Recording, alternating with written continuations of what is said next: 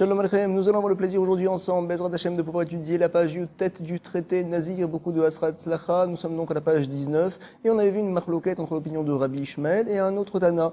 Donc on sait comme quoi un Nazir, finalement, lorsqu'il se rend impur, il est au contact des morts, il doit apporter plusieurs offrandes, un korban khatat, korban rolla, on avait parlé du korban hacham également. Alors le korban ola que l'on doit apporter, c'est un korban qui est kalil, kulola Hashem, il est tout pour Akadosh Baruch Hu, personne ne peut en manger, on le fait brûler uniquement, c'est vrai, c'est le korban ola. Certains pensent comme quoi ce korban-là, c'est considéré finalement comme un doron, comme un don, Le ola que l'on apporte, c'est considéré comme un cadeau pour Akadosh Baruch Hu. Si on veut, on peut l'apporter, même si on n'est pas chayav. Il y a une deuxième opinion qui dit que non, tu sais, le korban ola n'est pas considéré comme un doron, comme un cadeau, non, pas du tout. C'est un korban que l'on se doit d'apporter quand on est chayav. Si jamais on n'est pas chayav, alors ce korban-là, on ne l'apporte pas. Qui c'est qui pense comme quoi ce korban-là, cette offrande, finalement, ce n'est pas un doron, le korban ola, ce n'est pas un cadeau pour Akadosh Baruch Hu? C'est l'opinion de Rabbi Ishmael, comme on l'a vu plus haut. Ce point-là, on avait besoin de le reprendre, et maintenant, on va comprendre la suite. La Gemara nous dit tout de suite, Mantana Leha, qui est le Tana qui vient enseigner Leha, cette chose-là, c'est démonstratif. La Braïta que l'on va voir tout de suite, Detanu Rabbanan, il a été enseigné par les Chachamim. Isha, on sait très bien qu'une femme, quand elle fait un vœu, alors le mari, Beyom Shomro, le jour où il entend le vœu, il a la possibilité de pouvoir l'annuler. Il est rapporté d'Etanu Rabbanan, une Braïta nous dit, Isha, Shenadra, Ben Nazir, une femme qui a pris sur elle, elle a fait un vœu, par exemple, elle a dit, je suis Nazir, et par la suite, elle s'est rendue tamée, elle était au contact des morts, Venit Mea. Par la suite, Verharkar, son mari, donc après, il a entendu le vœu, le jour même, il l'a annulé, et faire la bala. Alors on lui dit, tu sais, il y a un korban que tu apportes, un autre que tu apportes pas. Mevi khatataof, ve'ena mevia olataof. Elle apporte le korban khatat, donc justement, c'est une volaille, aof, et par contre, le korban ola, olataof, elle ne l'apporte pas. Et donc, pourquoi n'apporte-t-elle pas le korban olataof, se dit la Gemara. Finalement, si tu dis que c'est un don, c'est comme un cadeau. Si elle a envie, elle peut l'apporter, il n'y a aucun problème. On voit de la Braïta qu'elle ne peut pas l'apporter. Ça nous prouve finalement comme quoi le korban ola, ce n'est pas un doron, ce n'est pas un cadeau. Si c'était un cadeau, alors quand on veut, on peut l'apporter. Du fait qu'il est marqué ici qu'elle l'apporte pas, ça veut dire que c'est pas un cadeau finalement. Comme qui ça va comme Rabbi Ishmael, Amar Afrizda, Rabbi Ishmael, Maïka Sabar. Finalement, on va analyser la Braïta qu'on a sous les yeux et on va essayer de comprendre qu'est-ce que c'est cette situation-là. Madame a fait un vœu, par la suite, on a décidé de lui annuler son vœu, mais entre-temps, elle s'est rendue tamée, elle était au contact des morts. Alors on lui dit, tu sais, tu apportes le korban khatat, mais le korban ola, tu ne l'apportes pas. Apparemment, c'est une demi-expiation qu'elle doit faire. Mais c'est pas compréhensible, nous dit la Gemara. Maïke Savar, qu'est-ce qu'il pense, le Tana de la Braïta? Si jamais il pense, Ike Savar, Baal, Mirakar, Akar, la Akor, ça veut dire déraciner. Ça veut dire également comme quoi le vœu, peut-être le mari aurait-il la possibilité de pouvoir le déraciner rétroactivement. Madame, tu as fait ton vœu un jour, je l'ai entendu un mois après, finalement je te déracine comme si tu n'avais jamais fait de vœu. Alors si c'est comme ça, puisque le vœu a été déraciné par le mari, même si elle était au contact des morts après avoir fait le vœu, de toute manière il n'y a aucune faute. Pourquoi doit-elle apporter un korban? C'est ce que nous dit l'Agmara. Et que savoir Baal mi aker aker. Khatataof nami, l'olaïté, même le korban khatataof, elle n'aurait pas dû, nami également, l'apporter. L'olaïté, qu'elle ne l'apporte pas. Et donc nous dit l'Agmara, peut-être que l'on pense que non, le mari quand il annule le vœu, c'est pas rétroactif. C'est pas comme le chacham, comme le beddin qui peuvent annuler rétroactivement la sheila de chacham. Non. Le mari quand il annule, c'est donc mikanoulé abba, c'est sur le futur, à partir du moment où il entend. Mais le vœu, c'était oui un vœu. Si on dit comme quoi c'était oui un vœu, alors pourquoi elle apporte qu'un korban khatat? Va nous dire l'Agmara, elle devrait apporter également un korban ola, parce qu'elle s'est rendue tamée, elle doit expier cette faute-là. On va nous dire tout de suite, nous sommes à la 10e ligne. Ike savar baal migaz gayez. Si jamais donc le Tana pense que le mari migaz gayez, ça veut dire tondre, il coupe en fait. Le vœu, il le coupe à partir du moment où il l'annule, mais Béhémed rétroactivement, ça n'annule rien. Alors si jamais il pense une telle chose, nous dit l'Agmara, ola taof nami, le laïté Béhémed, il devrait apporter cette personne-là, madame devrait apporter non seulement un korban khatat, mais également le korban ola. Pourquoi ne l'apporte-t-elle pas? On ne comprend pas. Finalement, la Braïta, on n'arrive pas à l'interpréter. L'Agmara nous répond Léolam. Mais je vais te dire que ça va, Baal Mikeraker. Finalement, on pense peut-être donc que le mari a la possibilité de décorner, on va dire, de déraciner le vœu rétroactivement. Ah, quelle est la raison finalement pour laquelle elle doit apporter un korban khatat? Je ne comprends pas. Tu sais, le korban khatat, c'est un korban que l'on apporte parce qu'on a fait une certaine faute. Ici, c'est quoi la faute? L'Agmara nous dit, tu sais, Rabbi Ishmael, qui est l'auteur de cette braïta-là, il pense comme Rabbi Eliezer. Oui, madame a fait une faute, bien que finalement, on a annulé toute sa nésiroute, c'est vrai, mais quand même, elle s'est privée, madame, de boire du vin, et donc elle s'est privée de manger des raisins, puisqu'elle s'est privée, c'est une faute quelque part, le korban khatat, elle doit l'apporter. C'est ce que l'on voit tout de suite. Rabbi Ishmael, Savarnak et Rabbi Eliezer Akfa. Il pense Rabbi Ishmael Shmuel, comme l'opinion de Rabbi Eliezer Kfar, qui nous a enseigné des Tanya. Rabbi Eliezer Kfar, Beribi, qu'est-ce qu'il nous dit Rabbi Eliezer qui vient du Kfar, Beribi, il nous dit, Ma Talmud Lomar, qu'est-ce que vient dire la Torah, Vechiper ala ve'asher chata ala nefesh. Voici qu'il va expier sa faute du fait qu'il a fait une faute sur son corps, on va dire ala nefesh. Mais attends, quelle est la faute qu'il a fait? Vechi be'ezu nefesh chata. Quelqu'un qui est nazir, sur quoi, en quoi tu peux dire qu'il a fait une faute, cette personne-là? Forcément, ça vient nous apprendre, et là, chez Tiratzmo minayayin. Pourquoi? Parce qu'il s'est fait souffrir, il s'est empêché de boire du vin, et c'est ça qu'on considère comme une faute. Et la Gemara va nous dire, regardez, c'est incroyable, Vekal vachomer, raisonnement a fortiori, c'est quoi? Umaz et chez l'Otiratzmo et la minayayin, si déjà ce nazir-là, qui ne s'est fait souffrir, loïla, ça veut dire ne que, tiers, se faire souffrir, il ne s'est fait souffrir que au sujet du vin, que de se retenir de boire du vin. Quand même, c'est considéré comme une faute, nikrachoté. Alors, à plus forte raison, un metzaer, atzmo mikol, davar, quelqu'un qui se fait souffrir sur toutes les choses, il ne veut rien manger, par exemple, il jeûne, alors tu sais, alachat kama vekama, à plus forte raison que c'est considéré comme une faute. Attention, il faut bien manger, ça ne veut pas dire qu'il faut penser que à la gashmiout, que au plaisir de la vie, non. Mais en tout cas, se faire souffrir trop, des fois, ça nous empêche de servir bien à Kadosh Baruch Hu, parce qu'on n'a pas l'esprit bien tranquille. En tout cas, ça, il faut aller voir les rabbins, il faut aller voir son rave pour avoir une idée juste et claire comment se comporter dans la vie de tous les jours. En tout cas, nous, on continue, on est dans la Gemara. Et la Gemara s'étonne, mais attends, je ne comprends pas ce que vient de dire Rabbi Eliezer Minakfar. Pourquoi? Qu'est-ce qu'il nous dit? Vea ben Nazir Tamektif. Ce pasouk-là, il est marqué au sujet d'un Nazir qui s'est rendu impur. C'est vrai qu'il a fait une faute, celui-là. Alors donc, peut-être qu'il n'y a que lui qui fait une faute, qui nous dit que tout Nazir qui ne va pas s'impurifier par la suite, c'est considéré comme une faute. Le pasouk ne parle que d'un Nazir qui a fait une vraie faute, lui, qui est rentré pour se purifier, qui est rentré là-bas, donc, qu'il était au milieu des tombeaux, et lui, c'était interdit pour lui. Vea ben Nazir Tamektif, Veanan Afilou ben Nazir Taor, et nous, donc, Rabbi Eliezer Binakfar, la Gemara va nous répondre non. Tu sais comme quoi Nazir Tahor, Nami, Choteou, Behemet, pense Rabbi Eliezer Minakfar, et comme ça pense Rabbi Ishmael, que même un Nazir Tahor qui ne s'est jamais impurifié, quand même on considère qu'il a fait une faute. Ah, pourquoi le pasouk, il parle là-bas au sujet d'un Nazir qui s'est rendu tamé, Vaïnou Tahama dirtiv, mais Nazir tamé. Voici la raison pour laquelle ce pasouk-là parle au sujet d'un Nazir qui est tamé, parce que quand on parle de faute, on a voulu la poser surtout sur une personne qui a fait non seulement une faute, qui en a fait deux de fautes. C'est pour cela que le pasouk, on l'a passé, ce pasouk-là de faute, de chet, on l'a mis spécialement sur un Nazir tamé. Oïl Veshana Bechet, puisque Oïl Veshana, donc il l'a refait, chet une avera, c'est pour cela qu'on a parlé de ça. Mais en tout cas, donc, un nazir, c'est considéré comme une faute ce qu'il fait. En tout cas, continuer la Gemara, ce n'est pas une faute, au contraire, c'est très bien. En tout cas, nous sommes aux deux points et on rapporte une autre partie de la Mishnah. Qu'est-ce qu'on avait dit? Qu'un nazir qui était pur, qui est rentré, qui s'est impurifié, donc finalement, il était au contact des morts. Par la suite, il est sorti et il est re-rentré. Alors, on considère que finalement, Olin Lominaminyan Yatsavanichnas, il est sorti, il est re-rentré. Olin Lominaminyan, ça rentre dans le décompte. Qu'est-ce que ça veut dire? Ça veut dire en fait qu'il aura un autre chiyuv de korban. Il devra apporter deux korban parce qu'il s'est impurifié deux fois. Ah, pourtant il n'y a pas eu de temps entre les deux. Quand même, il y a deux korban. La Gemara ne comprend pas. Mais dis-moi, pourquoi tu veux que ce soit deux korban ici? Ktane olin lominaminyan, mishum de yatsa, chal ale nezirut, quoi, parce qu'il est sorti un instant, il est re-rentré, alors il y a une nouvelle nezirut qui commence. C'est pas vrai, c'est pas possible.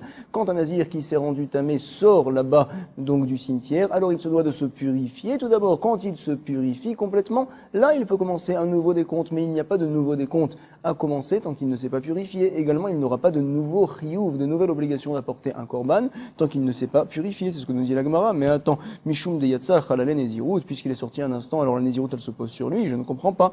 Shmuel va nous dire tout de suite, tu sais, il faut comprendre la Mishnah un petit peu différemment. Marche Shmuel kegon sheyatsa veiza veshina vetaval. On parle donc d'une personne qui est sortie. Il n'est pas sorti pour un instant. Il est sorti pour 7 jours. Cette personne-là, sheyatsa, il est sorti veiza. On lui a fait la haza, on lui a jeté le sang de la vache rousse. Veshina, c'était le 3e jour, et encore une autre fois le 7e jour. Par la suite, il s'est trempé au mikvé. C'est la raison pour laquelle, puisqu'il était pur un instant, alors donc, par la suite, s'il re-rentre pour s'impurifier, on dira comme quoi, finalement, c'est comme s'il cassait un nouveau décompte. On avait rapporté une marloquette de Rabbi et Rabbi aussi, Rabbi Ouda, est-ce que c'est le 7e ou le 8e jour? Et donc, également, on lui dira, tu sais, tu te devras d'apporter encore un autre korban. C'est ce qu'on rapporte dans la Mishnah. On se doit donc, selon Shmuel, d'expliquer la Mishnah un peu différemment. Il est sorti, non pas un instant, il est sorti pendant 7-8 jours, on va dire, et par la suite, uniquement, il est re-rentré. Comme ça, on nous rapporte. Et nous sommes donc 10 lignes avant la fin. La Gemara va nous poser encore une autre question sur le leshon de la Mishnah. C'est pas compréhensible. Qu'est-ce qu'il nous a été dit?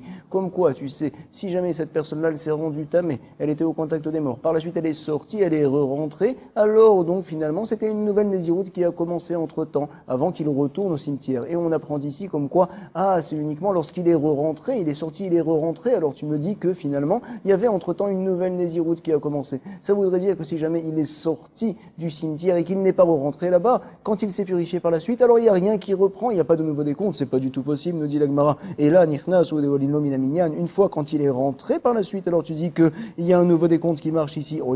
minyan, ça rentre dans le compte. Par contre, l'onirna, senolim lo minyan, s'il n'est pas retourné au cimetière, alors il n'y a pas de décompte. Non, c'est pas possible une telle chose, je n'arrive pas à lire. L'agma nous dit lomi baek et amar. On doit lire la Mishnah de cette manière-là, lomi baek et amar, c'est tout à fait évident à savoir. Lomi baek yatsa, c'est tout à fait évident que s'il est sorti et qu'il n'est pas rentré, il faudrait qu'il commence une nouvelle nésiroute une fois qu'il se purifiera. Et là, filou nirnas, mais tu sais, même dans un cas où le 9e jour, par exemple, il est re-rentré au cimetière, on considère qu'il y avait quand même un début de nouvelle nésiroute, et ben tu sais, tu devras justement apporter un korban, encore une autre offrande. Et là, filou nirnas, olin lomin aminyan. Quand on dit olin lomin aminyan, ça veut dire qu'il y a un début de nouvelle nésiroute et que également il doit apporter un offrande parce qu'il a cassé sa nésiroute et c'est pas bien. Parfait. Amrou, les Rav Kahana et Ravasi, les Rav, regardez ce qu'on dit les élèves à Rav Kahana et Ravasi, des grands élèves bien sûr. Ils lui ont dit, tu sais, pourquoi tu nous as pas expliqué la Mishnah comme a fait Shmuel avec ses élèves? Maïtama lomefarash talan kehalin mile, comme ces mots-là qui ont été rapportés par Shmuel à ses élèves. Tu aurais dû nous expliquer aussi la Mishnah comme ça, dit Rav. Regardez la réponse de Rav Amar Lehon, il leur a dit, Amina, je me suis dit, dit le malot tsarichitu, peut-être que vous n'avez pas besoin qu'on vous explique, c'est tout à fait évident que c'est le pshat dans la Mishnah. Voici la réponse de Rav. En tout cas, pour nous, c'était pas évident, mais en tout cas, ce qui est clair, c'est qu'on va continuer. Nous sommes 80 à la fin et la Gemara va nous rapporter l'opinion de Rabbi Eliezer qu'on avait vu dans la Mishnah. Rabbi Eliezer a dit, tu sais, dans quel cas on considère que lorsque le nazir qui s'est rendu tamé, il est sorti, finalement il s'est purifié, alors lorsqu'est passé un jour uniquement, donc un jour de décompte de la nouvelle nésiroute, si à ce moment-là il vient à se re-rendre au tamé, à être au contact des morts après qu'on ait passé toute la purification, alors là, donc avait dit Chachamim, on considère finalement, puisqu'il a cassé un jour du nouveau décompte, qu'il devra apporter un korban, une expiation à cette faute-là, et donc on fait tout tomber. Rabbi Eliezer n'est pas d'accord, il nous dit, tu sais, quand c'est un jour uniquement qui est passé, alors on considérera, on tiendra que finalement non, il n'a pas de korban à apporter. Quand est-ce qu'il aura un korban à apporter? Quand il a cassé plus qu'un jour, quand il a cassé 2 jours. C'est ce que l'on va voir tout de suite. Rabbi Eliezer Omer, lo bobayom, pas donc bobayom le même jour où il a commencé le décompte, il s'est rendu tamé. S'il s'est rendu tamé, il n'a pas d'offrande à apporter chez Nehemar, parce qu'il est dit dans le passouk, quand est-ce qu'il apporte l'offrande? Ve'ayamim arishonim yiplou. Et les premiers jours au pluriel, yiplou, ils vont tomber. C'est quoi les premiers jours au pluriel? C'est 2 jours. Hacheyu, yamim rishonim, jusqu'à ce qu'il y ait, justement, yamim rishonim, des premiers jours au pluriel. Point. Point, c'est bien mettre ces 2 points, parce que c'est la suite. La Gemara va nous rapporter Amaroula, lo Amar Rabbi Eliezer et la Betame chez Nazar. Incroyable, vient nous dire Rabbi Eliezer. Vient nous dire Oula, pardon. Il vient nous dire, tu sais, tout ce qu'a dit Rabbi Eliezer, comme quoi on a besoin que la personne casse 2 jours de son décompte pour qu'il ait le besoin d'apporter un korban. De qui on parle? Lo Amar Rabbi Eliezer, comme ça nous dit Oula, et la Betame chez Nazar. On parle donc de quelqu'un qui était tamé et à ce moment-là, il a pris sur lui d'être nazir. Et donc, cette personne-là, si par la suite il viendra se purifier, uniquement lorsque passeront 2 jours du décompte qu'il va faire, si là il se rend tamé, alors on considère qu'il devra apporter un korban. Si par contre il s'est rendu tamé après un jour de purification, on considère qu'il n'a pas de korban à apporter. C'est uniquement au sujet d'une personne qui a pris sur elle, encore une fois, d'être nazir alors qu'il était au Bet Akvarot, alors qu'il était au cimetière.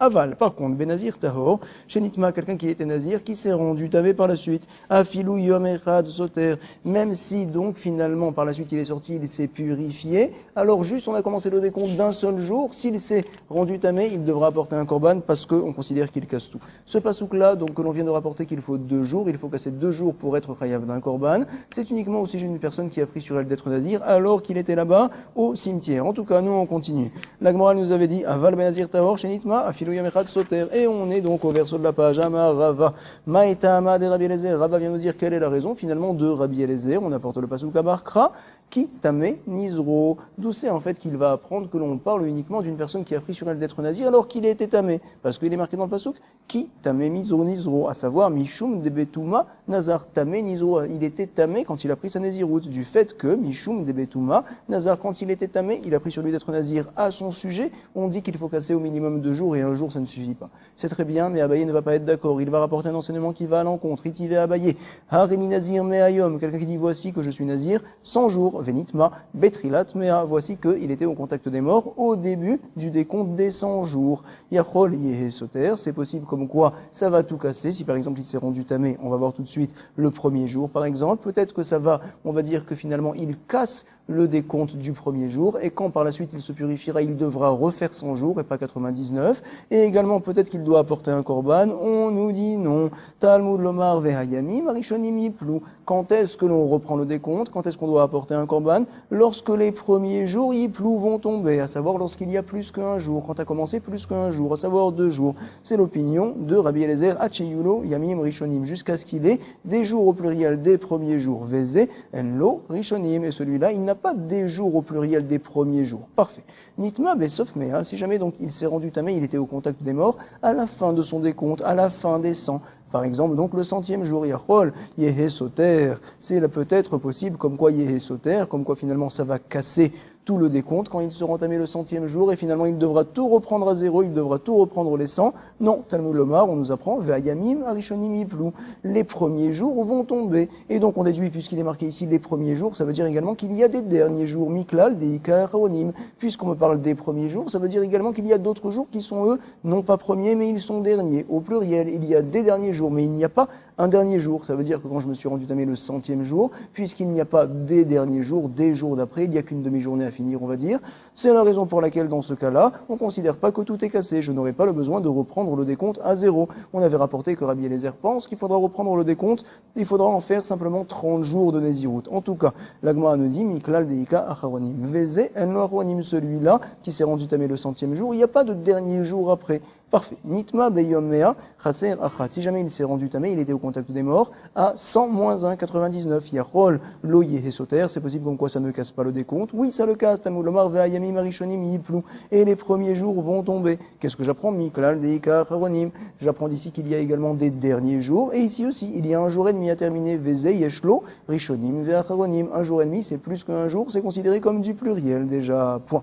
En tout cas, qu'est-ce que l'on voit de la braïta ici? C'est marqué clairement. On parle d'une personne qui s'est rendu tamé après avoir pris sur elle d'être nazir. Et quand même, on voit l'opinion de Rabbi Eliezer qu'il faut que la personne casse 2 jours pour avoir le besoin d'apporter un korban d'une part et pour reprendre le décompte d'autre part. Ça vient casser ce que nous avait dit Oula. Qu'est-ce qu'il pensait Oula? Que tout ce qu'a dit Rabbi Eliezer, que quand est-ce que tu apportes un korban? Quand tu casses 2 jours de Nézirut, c'est uniquement, nous avait dit Oula, pour quelqu'un qui a pris sur lui d'être nazir alors qu'il était déjà tamé. On apporte une braïta que c'est pas vrai, même quelqu'un qui a pris sur lui d'être nazir et il était pur. Par la suite, uniquement il s'est rendu tamé. Quand même, qu'est-ce que l'on dit ici? Comme quoi finalement le din, ça sera le même din, à savoir, il faut 2 jours au départ et 2 jours à la fin. Je sais comme quoi ce n'est pas possible que l'on parle d'un nazir qui était déjà tamé avant d'avoir pris sur lui la Nézirut, parce qu'il est enseigné clairement, Veha, et pourtant Betamé chez Nazar, l'Omatzit Amarta. Tu ne peux pas parler de quelqu'un qui était tamé, qui a pris sur lui après la Nézirut. Pourquoi?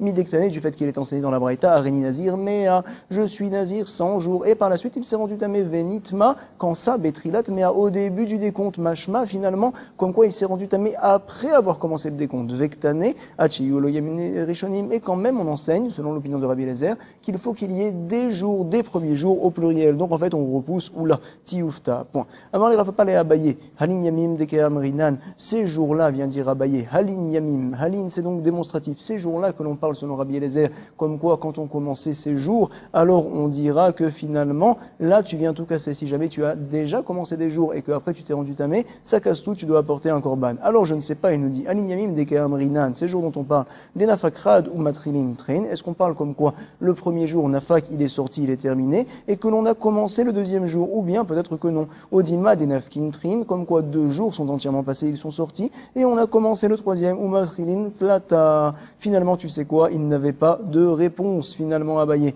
Donc, c'est ce que l'on voit tout de suite dans la Gemara. Ah, l'eau avait Beyade, il n'avait pas entre ses mains pour pouvoir lui répondre. Attache, allez les Rava. Il est parti voir donc la Chavruta, on va dire de Abaye, et celui qui est Baal Marloquet, de Abaye, c'est Rava bien sûr. Et donc Rava lui a répondu à Marlé, Yiplouktiv. Tu sais, il est marqué dans le Pasouk, Yiplou, ils vont tomber. Donc on parle en fait d'une chute, comme ça nous explique les Chachamim, d'une chute kol sheou, d'une chute, peu importe quelle chute, à savoir, s'il y a un peu plus qu'un jour, c'est considéré comme un pluriel déjà, et puis ça tombe, Béhémet, un jour, et lorsqu'on a commencé le deuxième, et puis également pour la fin, ça sera pareil, on considère que tu casses ta Nézirut, Yiplouktiv.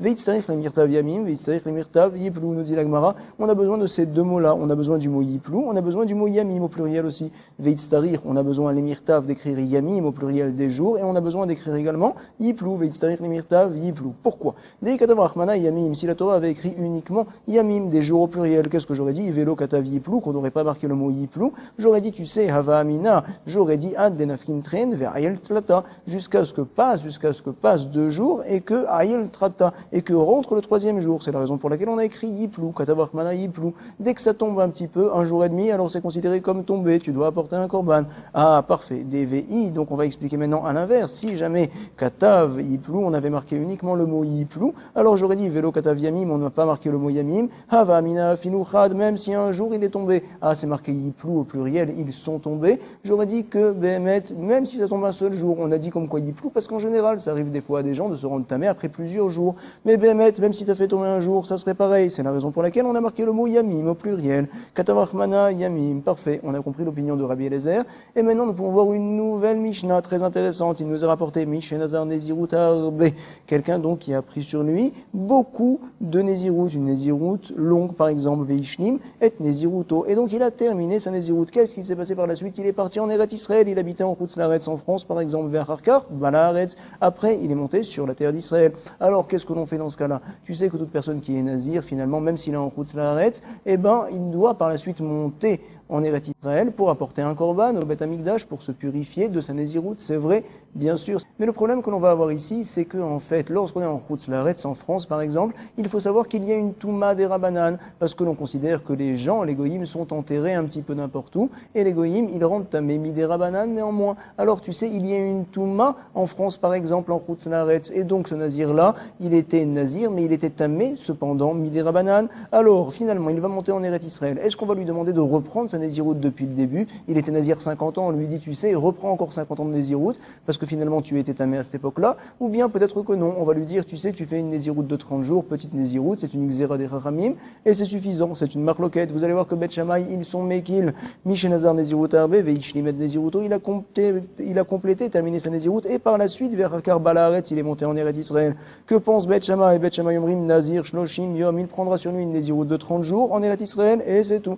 Beth Hillel, ils disent non, Beth Hillel Omrim Nazir Mitrila, il reprend sa nésiroute depuis le début. Nous allons voir un cas d'une reine qui était une reine sadika et qui allait tout demander au Chachamim, comment je dois me comporter. Maaseh Behillani Amalka, c'est son nom, chez Alar Bena, les Milchama, son fils donc est parti à la guerre. Et donc qu'est-ce qu'il s'est passé? Elle a pris sur elle d'être Nézira pour que son fils Bezrat Hashem revienne en bonne santé. Ve'amra, im yavo benimina Milchama, et elle a dit, si jamais mon fils va revenir de la guerre, Milchama c'est la guerre, Beshalom en paix, en bonne santé, alors et Nézira, Shiva, Shanim, je serai Nazir pour 7 ans. Comme ça, elle a dit madame. Et finalement, il est revenu en bonne santé, son fils, Uba Benamin Milchama, parfait. Alors madame, tu dois être Nazir, la reine, Vaïta Nézira, Shiva, Shanim, elle était Nazir pendant 7 ans, en effet, elle a fait tout ce qu'il fallait.